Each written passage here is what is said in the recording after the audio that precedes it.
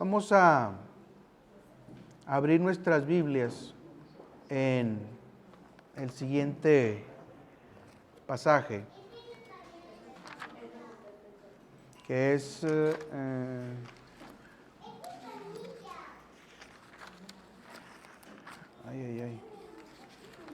Lucas capítulo 14, versículos del 25 al 35. Vamos a leerlo de forma alternada, como lo leemos como si estuviéramos iniciando el culto. Son 10 pasajes. Y yo comienzo y ustedes siguen. Yo comienzo en el versículo 25, ustedes en el 26, y así sucesivamente hasta que todos nos unamos en el versículo 35. Dice así la palabra de Dios. Grandes multitudes iban con él y volviéndose les dijo: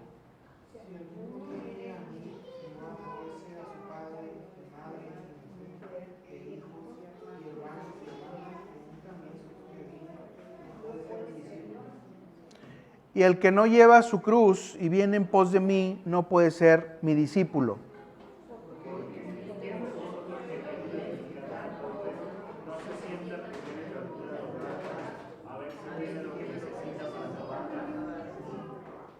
No sea que después que haya puesto el cimiento y no pueda acabarla, todos los que lo vean comiencen a hacer burla de él.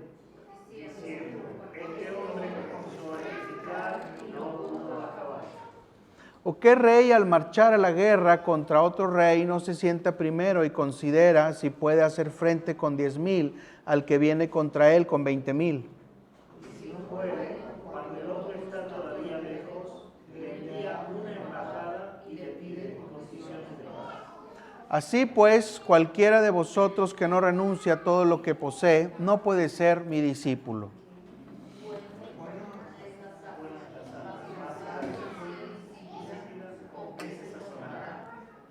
Ni para la tierra ni para el muladar es útil. La arrojan fuera. El que tiene oídos para oír, oiga. Muy bien. Fíjense que este mensaje, creo que lo considero una especie de segunda parte del que se predicó el domingo pasado. El domingo pasado, para recordar así brevemente, hablábamos sobre la consagración. Y poníamos un ejemplo de un personaje del Antiguo Testamento que fue Esdras. Y hablábamos ahí de que él preparó su corazón, inquirió la palabra, la cumplió y la enseñó, etc. Hoy pues nos vamos a concentrar en el Nuevo Testamento, también enfocado a la consagración, pero con el énfasis del discipulado. Entonces, para ir entrando en tema, fíjense que este pasaje que ahorita leímos, el versículo 26 de Lucas 14, es muy polémico porque dice: si alguno viene a mí y no aborrece a su padre y madre, mujer e hijos y hermanos y hermanas, y aún también su propia vida, no puede ser mi discípulo. Entonces, cuando yo era joven, bueno, soy joven, ¿verdad? Pero cuando era más joven, ¿verdad? Y que leí por primera vez este pasaje, pues me causó un poco de ruido, porque, pues, ¿cómo que aborrecer a padre, madre, hijo, etcétera? Me pareció un poco extremoso, y también en pláticas que yo escuchaba así de personas mayores, decían: no, es que eso es una exageración. Es que eso es fanatismo, es que yo no estoy de acuerdo con eso que dice ahí la Biblia, porque pues ¿cómo es eso de que hay que aborrecer a la familia y etcétera?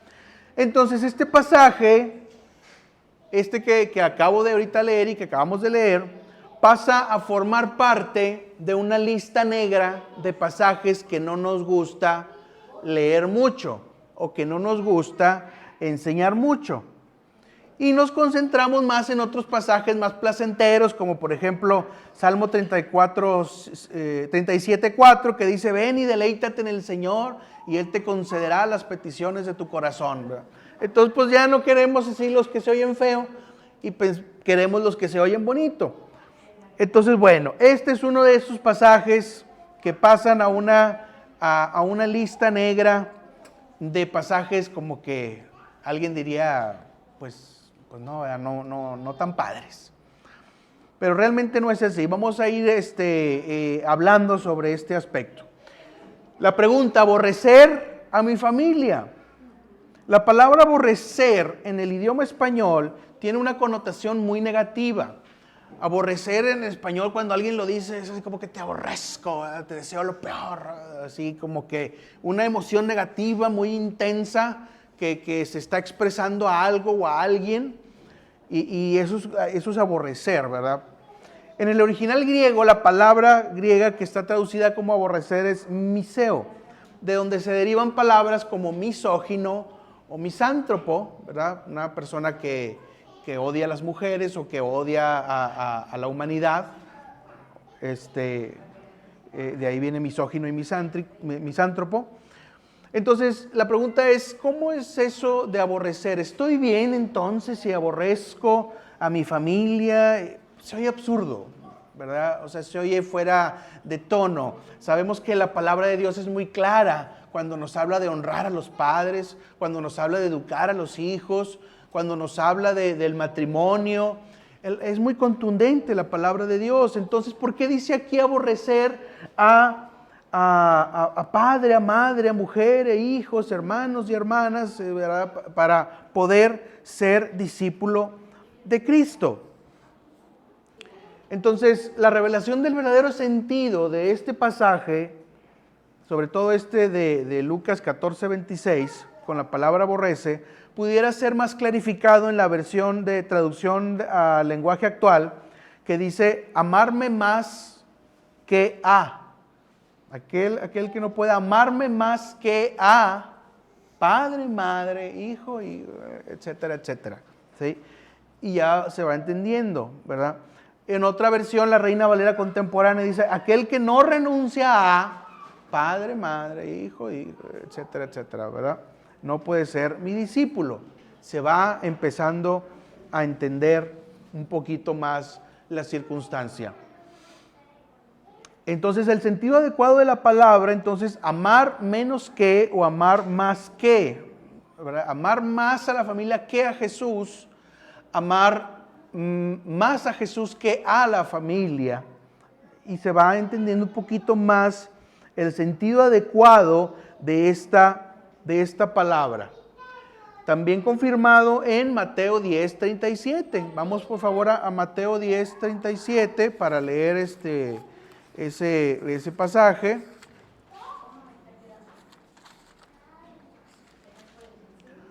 Mateo 10:37. Dice así la palabra de Dios. Dice: el que ama a padre o madre más que a mí, no es digno de mí. El que ama a hijo o hija más que a mí, no es digno de mí. Ya se va aclarando un poquito las cosas y se va poniendo en claro esta palabra de aborrecer, ¿verdad? Que no implica ese entendimiento que nosotros tenemos de la palabra en el idioma español. Entonces, el contexto del pasaje que ahorita leímos al inicio del mensaje nos habla más bien del costo del discipulado.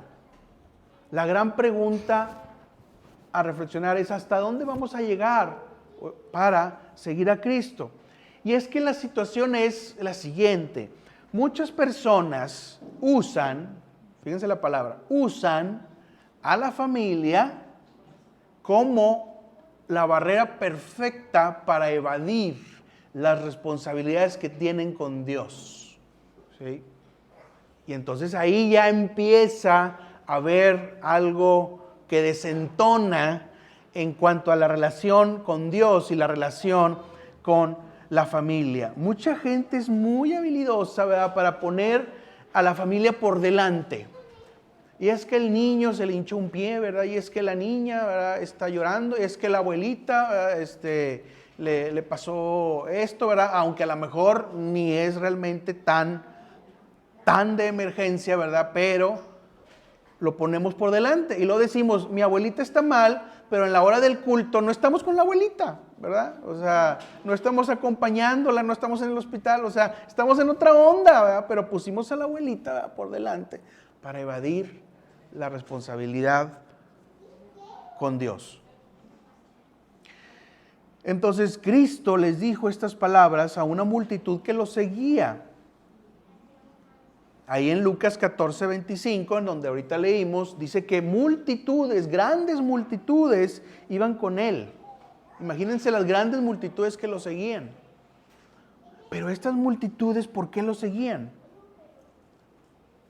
Probablemente, bueno, no probablemente, la Escritura lo va dando la pauta de eso. Muchos querían coronarlo rey y hacer un golpe de estado contra los romanos y ya saben, ¿no? Otros querían obtener beneficios de Cristo, a ver qué me da. No tengo nada que perder. Voy y a ver qué me da. Porque dicen que multiplica panes y da comida, ¿verdad? Pues bueno, voy a ver qué me da. Otros para, pues a lo mejor socializar, ¿verdad? Conocer. Otros para satisfacer necesidades primarias. Volvemos otra vez al alimento, el vestido, ¿verdad? A lo mejor están dando algo. Entonces las palabras de Jesús también son duras porque es un medio de filtrar quién lo busca para buscar estas cosas y quién lo busca para ser genuinamente su discípulo. Eso es algo que también es importante que tomemos en cuenta. Entonces, pensemos lo siguiente. ¿Alguna vez nuestra propia familia u otra cosa de la rutina ha estorbado para seguir a Jesús fielmente? No estoy hablando de abandonar al padre ahí tirado, ¿verdad? Porque luego a veces se hacen los extremos. Y alguien dice, es que no voy a dejar a mi hijo ahí tirado sin comer. Pues no, ¿verdad? Nadie está hablando de eso. No voy a dejar a mi padre muriendo ahí en la cama. No se está hablando de eso. Pero es una realidad, una cosa que ahorita les dije, y otra que también a veces no hacemos un discernimiento adecuado del rango de importancia que tienen ciertas cosas familiares en determinado momento. Y con mucha facilidad permitimos que un juicio de una circunstancia familiar nos haga apartarnos de Dios. La realidad de las cosas es que he visto, y sobre todo eso se agudizó en el tiempo de la pandemia, he visto cómo muchas personas, consciente o inconscientemente, permiten que su propia familia se yergue como una barrera de su relación con Dios. Y esto se asentó bastante en la pandemia.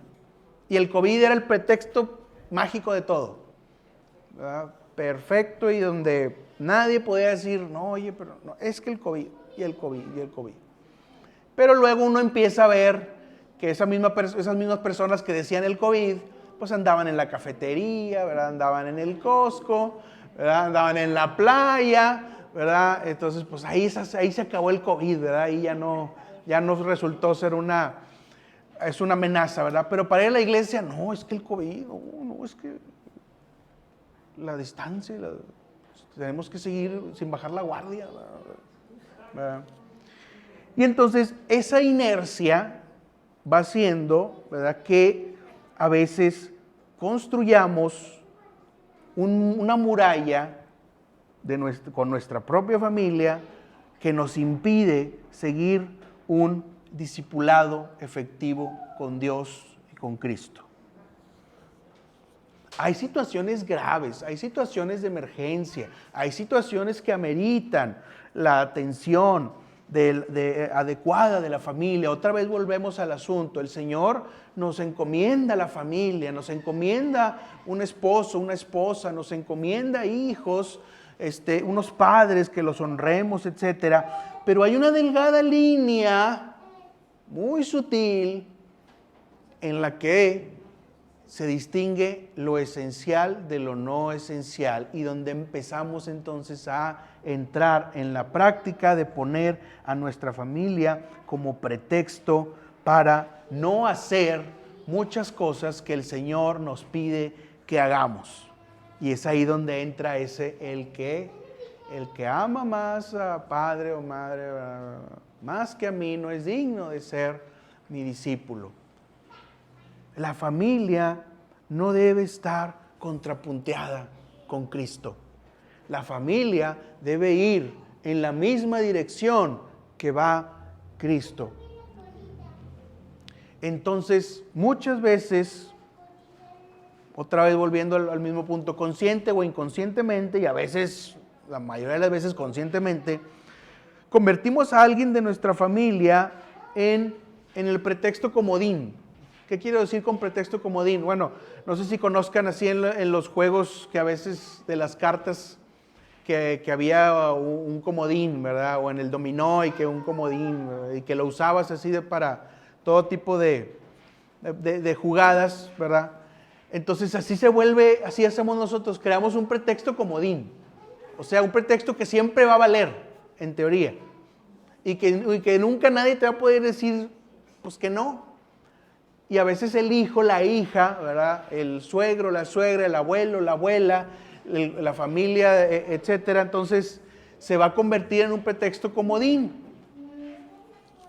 Porque siempre lo vas a estar diciendo cuando necesitas deshacerte del gorro, ¿verdad? De tener que ir al culto, de tener que ir a la campaña evangelística, de tener que ir a el estudio bíblico, de tener que ir a la célula. Y con eso te deshaces de mucha responsabilidad. Entonces, debemos tener cuidado con el convertir a nuestra familia en el pretexto comodín. Decía el otro día, hay pecados virtuosos, hay pecados muy escandalosos y notorios, que la fornicación, el adulterio y el fraude. Pues bueno, todo el mundo dice, sí, él. Pero hay pecados virtuosos. Esta evasión es un pecado virtuoso, ¿verdad? Nadie lo va a criticar. Como también el adicto al trabajo, nadie lo va a criticar. A la madre sobreprotectora, pues muchas veces tampoco nadie la va a criticar. Oh, qué gran madre, qué entregada. Pero están haciendo de lado lo que Dios les solicita. ¿Sí? Y es ahí donde la familia se contrapuntea con la voluntad de Dios. Y es necesario que hagamos el discernimiento adecuado para poder poner la voluntad de Dios en el nivel que le toca, que le corresponde por derecho.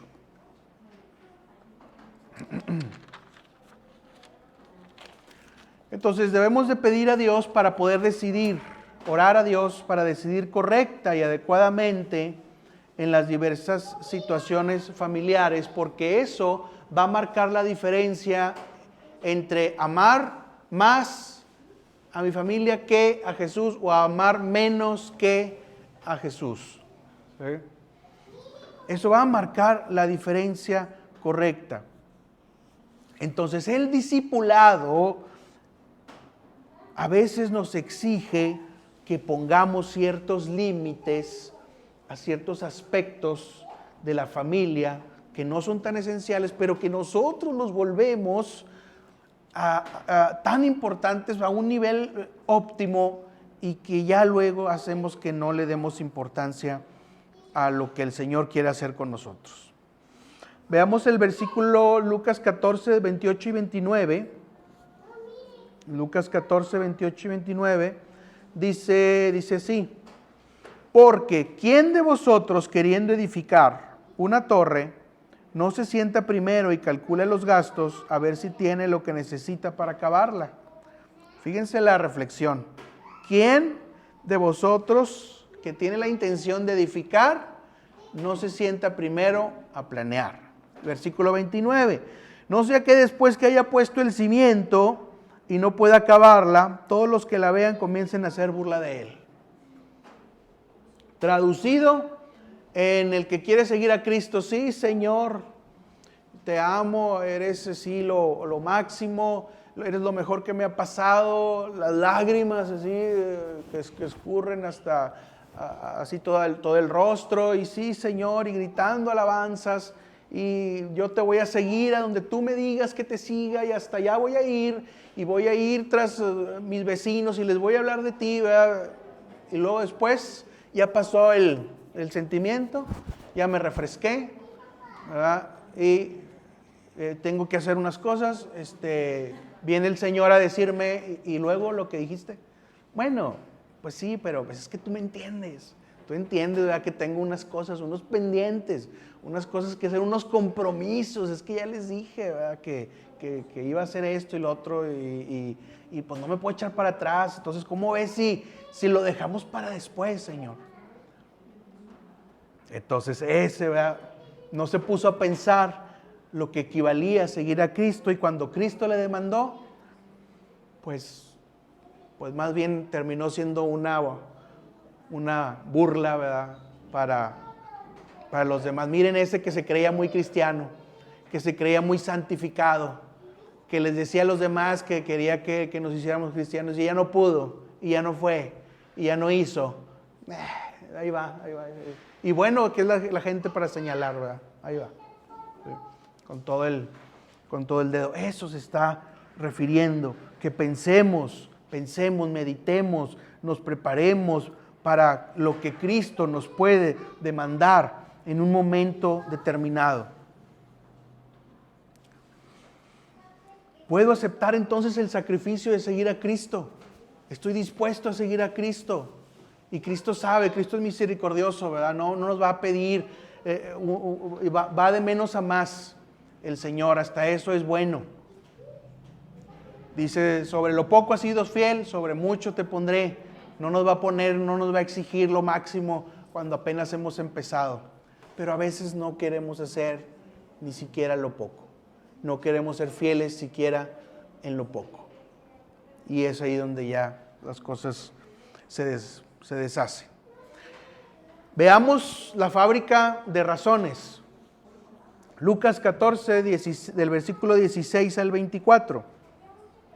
Está muy interesante este pasaje, y a mí me conmueve mucho este pasaje. Vamos a leerlo con atención. Lucas 14, del 16 al 24. Dice, entonces Jesús le dijo, un hombre hizo una gran cena y convidó a muchos.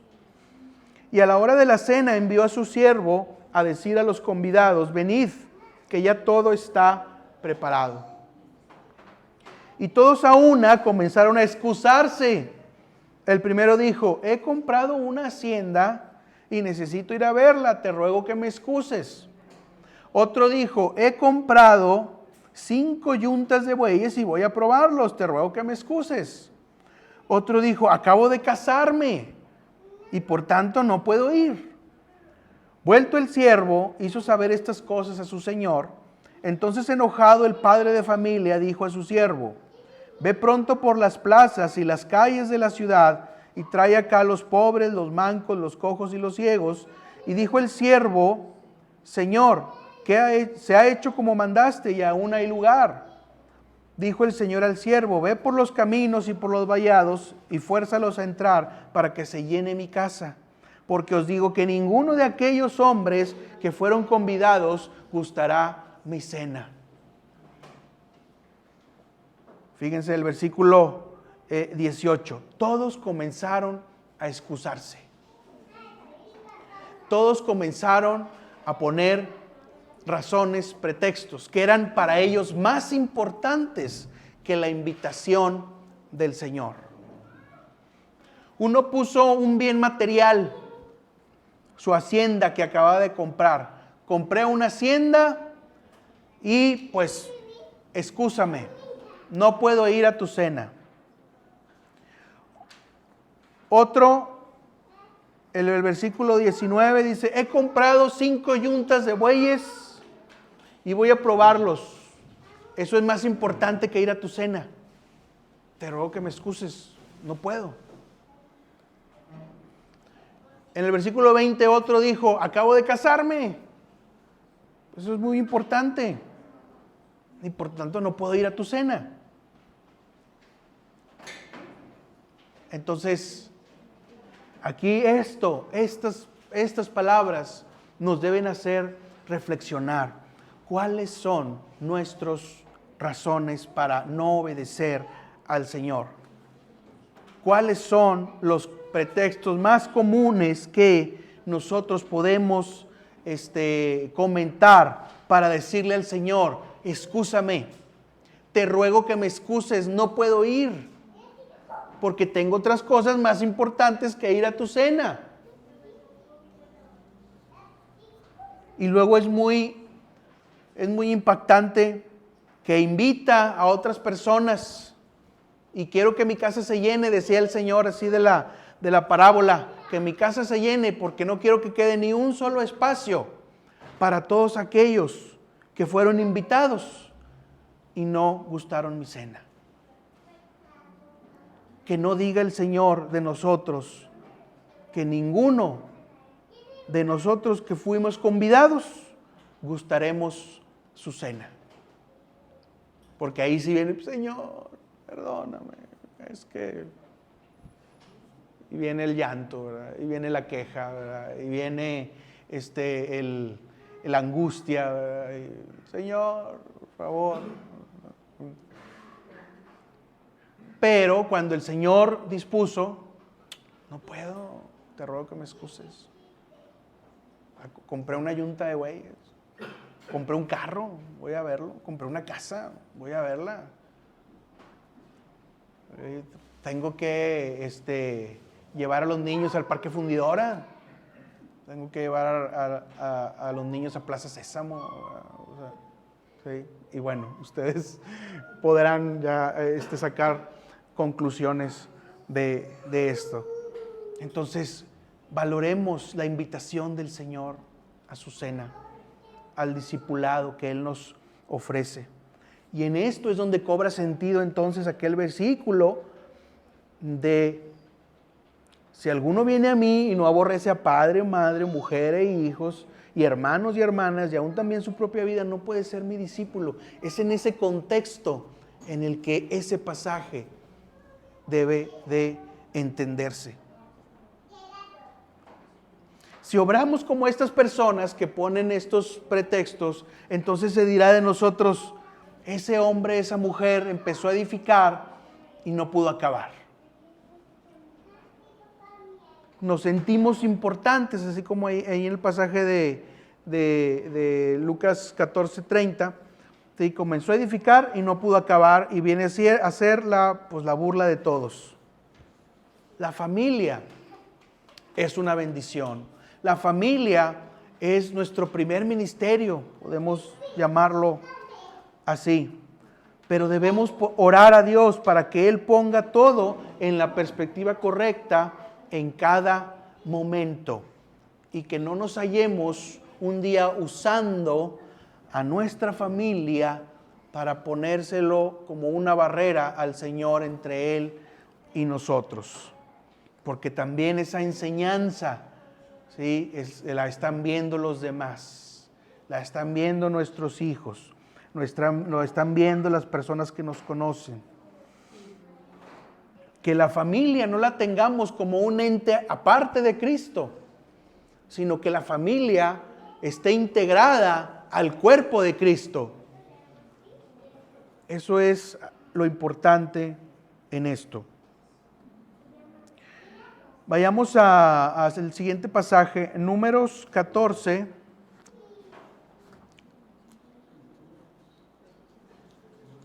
Números 14. Versículo 30. Números 14, versículo 30. Perdón, 14 del 1 al 3, sí, me equivoqué yo. Sí, sí, yo estaba viendo otro numerito. 14 del 1 al 3, sí, me equivoqué. Muy bien, dice así la palabra. Entonces toda la congregación gritó y dio voces, y el pueblo lloró aquella noche. Y se quejaron contra Moisés y contra Aarón todos los hijos de Israel, y les dijo toda la multitud: ojalá muriéramos en la tierra de Egipto, o en este desierto, ojalá muriéramos. ¿Y por qué nos trae Jehová a esta tierra para caer a espada, y que nuestras mujeres y nuestros hijos, nuestros niños, sean por presa? ¿No nos sería mejor volvernos a Egipto? Fíjense, la escena es: el pueblo de Dios estaba llegando a punto de entrar a la tierra prometida. Mandan 2 espías para que vean ahí. Esos 2 espías vienen y traen la información de que había gente poderosa, incluso gigantes, que hijos de Anac, que los veían a ellos como si fueran insectos, langostas. Y entonces la gente entró en pánico y se enojó contra Moisés y Aarón, los siervos de Dios. ¿Para qué nos traes aquí? ¿Para qué nos incomodaste? Estábamos muy bien en Egipto como esclavos. ¿No ves que nos pones en riesgo? Y aparte, ¿qué vamos a hacer con nuestras esposas y nuestros niños? Nuestras esposas y nuestros niños no van a poder poner a las esposas y a los niños para no hacer la voluntad de Dios. ¿Sí? Ojalá hubiéramos muerto en Egipto. Ojalá muriéramos en este desierto en lugar de venir aquí a batallar contigo, y te seguimos. Y una serie de reclamadas al Señor. Después de que el Señor obró maravillas en ellos, después de que el Señor hizo maravillas en Egipto, de que hizo las plagas para liberarlos, para obligar a Faraón a ceder en su voluntad, que abrió el Mar Rojo para que cruzaran y que el ejército de Egipto se desvaneció. Después de todo eso no era suficiente bendición para que creyeran que el Señor, al igual que en Egipto, los iba a respaldar también para conquistar aquella tierra que tenían enfrente. No les bastó, y al contrario decían: ojalá muriéramos en Egipto y ojalá muriéramos en este desierto. Y ponían a su familia de por medio. Nuestras mujeres y nuestros niños no pueden ir. ¿Para qué nos trajiste? Y ahí tenemos muy claro lo que queremos dar a entender ahorita. Anteponer de esa manera a la familia es una señal de incredulidad y de una preocupación indebida por la familia.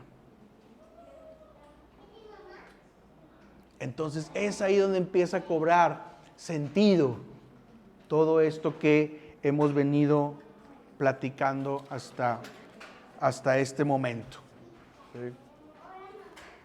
Entonces cuidado con no ser agradecidos con Dios. Cuidado con reclamarle a Dios: ¿para qué me trajiste? ¿Para qué me hiciste? ¿Para qué me diste? ¿Verdad? Y es que ya no puedo seguirte porque es que mi mujer y mis hijos, así que pues no tengo tiempo para ti. Te ruego que me excuses. Tengamos cuidado con hacer estéril nuestro discipulado. Vayamos a Lucas 14.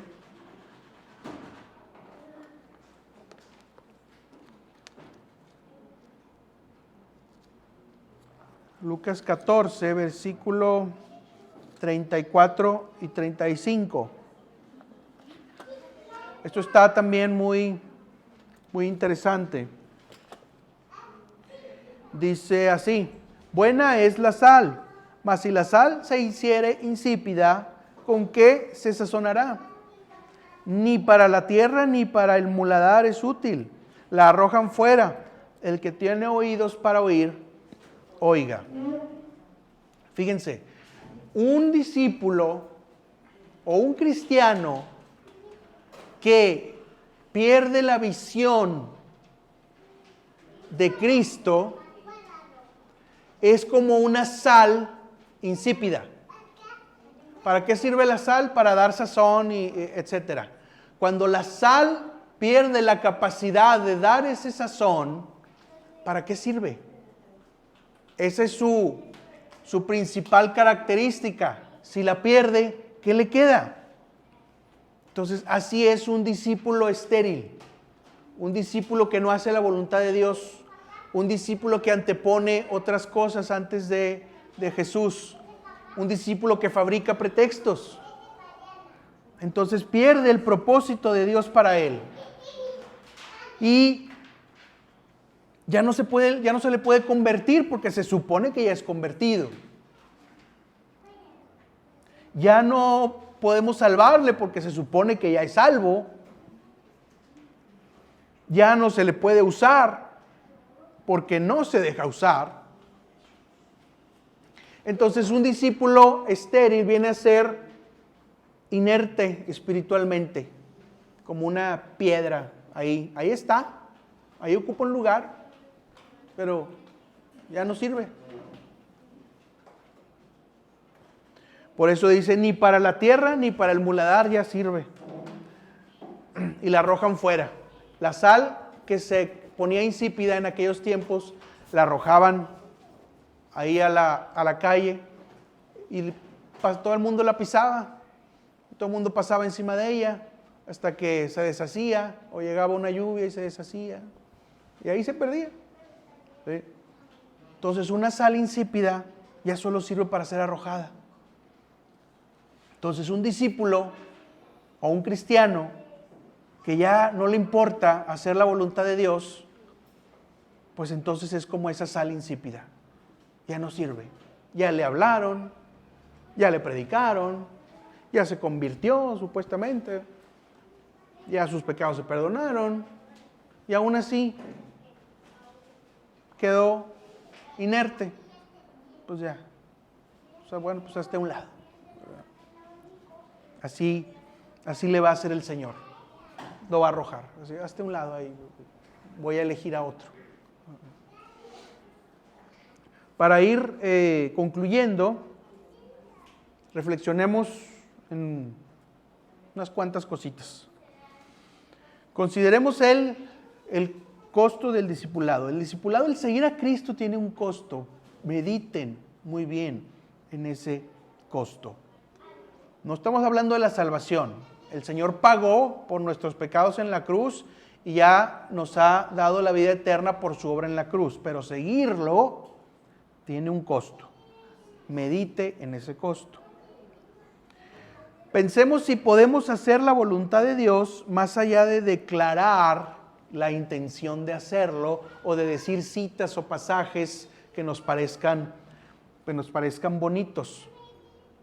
Si no tenemos todavía la fuerza para hacer la voluntad de Dios, pidámosle a Dios en oración la fuerza para hacer su voluntad. Y el Señor nos va a preparar y nos va a capacitar. Pero el Señor quiere corazones dispuestos. Por último, revisemos si nuestra familia la hemos convertido en un obstáculo o si la hemos convertido en una muralla entre Cristo y nosotros que nos sirva como pretexto, comodín perfecto para no hacer las cosas que Dios nos pide que hagamos. A mí me sorprende cómo hay misioneros. Es bien difícil ser misionero. Hay misioneros que se van a la India. Fíjense a la India. O sea, qué país tan incómodo, ¿verdad? En el sentido de, si lo comparamos con la cultura a la que estamos nosotros acostumbrados. Y ahí van con 3 hijos y uno en camino. Y ahí van, ¿verdad? La familia completamente sintonizada con la voluntad de Dios. Y no estoy diciendo, háganse todos misioneros, no, ¿verdad?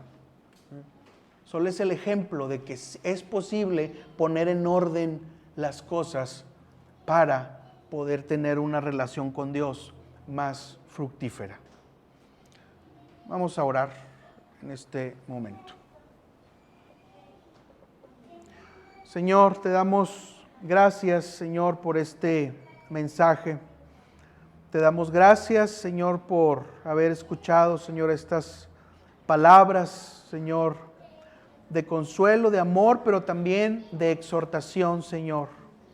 Porque todos los días, Señor, nos exhortas a que en este mundo, Señor, no abandonemos, Señor, tu enseñanza, no abandonemos, Señor, tu voluntad, no nos volteemos, Señor, para no ver lo que tú quieres tú quieres hacer con nosotros, para que no pongamos, Señor, pretextos y nos excusemos, Señor, y seamos expertos en excusarnos cuando tú nos has convocado y llamado, Señor. Padre, Señor, en esta hora, Señor, te damos gracias por eso, Señor. Te damos gracias por el mensaje. Te damos gracias, Señor, por la iglesia. Te ruego, Padre, Señor, que mis hermanos aquí presentes, Señor, tú trabajes, Señor, con ellos, Señor. Tú los bendigas, Señor. Tú les abras el entendimiento, Señor. Tú les muestres, Señor, tu camino, Señor. Que tu camino, Señor, dice la palabra, es fácil, Señor, y ligera tu carga, Señor, a pesar de que hay un costo, Señor. Pero tú nos ayudas, Señor, en ese costo. Si estamos dispuestos, tú nos ayudas, tú nos das fuerza, tú nos das fortaleza, tú nos das discernimiento, Señor, para poder, Señor, lidiar con el costo del discipulado, Señor. Porque a eso hemos sido llamados.